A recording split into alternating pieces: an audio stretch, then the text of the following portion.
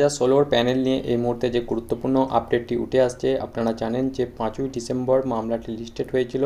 চূড়ান্ত শুনানির জন্য আশা রাখা হয়েছিল সেই মামলাটি সেই দিন কি নিষ্পত্তি হবে। এই মামলাটিকে সবাই মিলে নজর রয়েছে, কিন্তু এই মামলাটিতে যে পরিবর্তন এসেছে দুটি পয়েন্টের উপর এখানে পরিবর্তন এনেছে এই মামলাটিকে।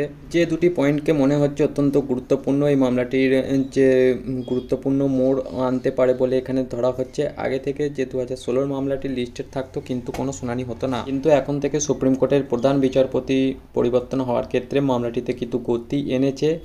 এবং দ্বিতীয় যে খবরটি সেটি হচ্ছে প্রধান বিচারপতির বেঞ্চে আর একজন বিচারপতি মনমোহন বলে তিনি কিন্তু বিচারপতি এই মামলাটিকে কিন্তু দেখবেন, অর্থাৎ সেই বেঞ্চে যোগ হয়েছে। 12ই ডিসেম্বর মামলাটিকে কিন্তু যে লিস্ট সেই লিস্টে বলা হয়েছে 1 থেকে 10 নম্বরের মধ্যে রাখতে, সেই মামলাটিকে লিস্টেড করার জন্য কিন্তু এখানে বিচারপতির যে বেঞ্চ তাতে কিন্তু নির্দেশ দেওয়া হয়েছে। এর ফলে সকলেই কিন্তু আশাবাদী রয়েছে এই মামলাটির দিকে যে 12 তারিখ এই দুটি পরিবর্তনের ফলে কিন্তু এই মামলাটির যে চূড়ান্ত যে মামলাটির নিষ্পত্তি সেটা কিন্তু হওয়ার সম্ভাবনা অনেকটা দেখা দিচ্ছে। আগামী দিন দেখা যাক, অর্থাৎ 12 তারিখ কিছুদিন অপেক্ষার আছে।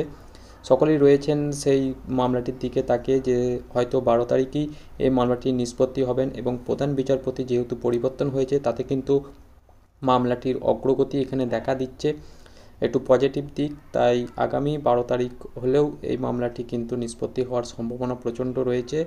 তাই 1 থেকে 10 নম্বর সিরিয়ালে যেহেতু উঠবে মামলাটি, তাই মামলাটিকে হয়তো গুরুত্বপূর্ণ দেওয়া হচ্ছে প্রধান বিচারপতির বেঞ্চে।